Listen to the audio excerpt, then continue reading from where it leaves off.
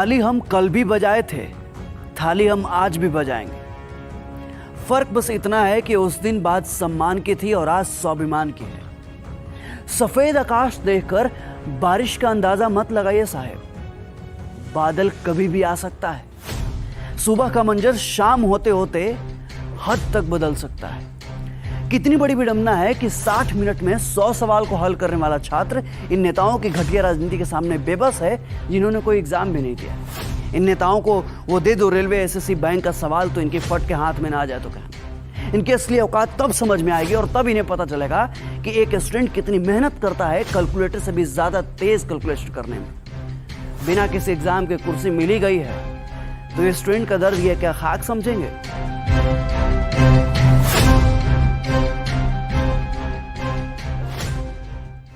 किंतु दुख तो तब होता है जब तंत्र और सिस्टम हमारे भावों को जख्मी घाव बना देता है, भविष्य को भूत के अंधकार में ढकेल कर रीढ़ की हड्डी तोड़ देता है। और इसी पीड़ा में हम समाज और परिवार के घावों को भी झेलते रहते हैं जीवन के साथ साथ। सर में चल रहे सरदर्द को तो हम किसी तरह सहन कर भी लेते हैं, पर जो दर्द और जख्म सरकार ने हमें बेरोजगार बना कर दिया है ना, वो सहन नहीं कर पाते। और जब यही दर्द, यही पीड़ा एक भयानक रूप लेता है तो दीमक की तरह रोज रोज हमारे जख्मों को कुरेदता है।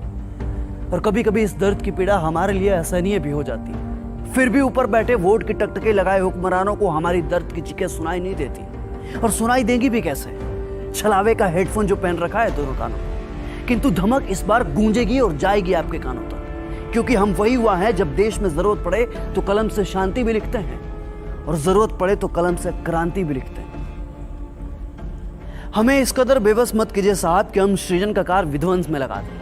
ज्यादा उलटफेर आपके तंत्र का उलटफेर कर सकता है। वक्त है चेत जाइए, क्योंकि गुजरा हुआ वक्त कभी वापस नहीं आता।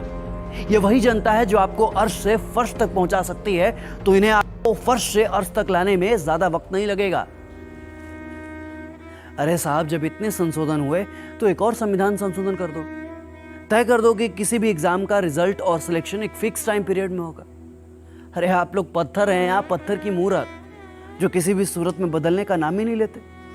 अरे आप वही नेता है ना जो कभी छात्र राजनीति का हिस्सा हुआ करते थे, और आज नेता बनकर जब सत्ता का हिस्सा बने तो हम छात्रों के साथ ही सत्ता की राजनीति कर रहे हैं। किंतु स्मरण रहे, ये पहली ऐसी लड़ाई है जिसमें हर युवा खुद सिपाही है, खुद सारथी है, खुद सेनापति है और खुद युद्ध निर्णायक भी है। अब बस जरूरत है तो इस आग को अपने भीतर जिंदा रखने की। जो कभी हिम्मत टूटे तो सोचना अपने माँ बाप के बारे में, जिन्होंने तुम्हारे आंखों में अपने सपने को पलते देखा है। उस दिन को याद करना जब तुम तैयारी के चक्कर में रक्षाबंधन में घर नहीं जा पाए थे। तुम्हारी त्याग, तुम्हारी तपस्या ही तुम्हें बल देगी। और याद रखना, ये लड़ाई सिर्फ आज के लिए नहीं है, बल्कि आने वाली पीढ़ियों के बारे में भी है, जो आने वाले समय में प्रतियोगी परीक्षाओं के अथाह समंदर में कूदने वाले हैं।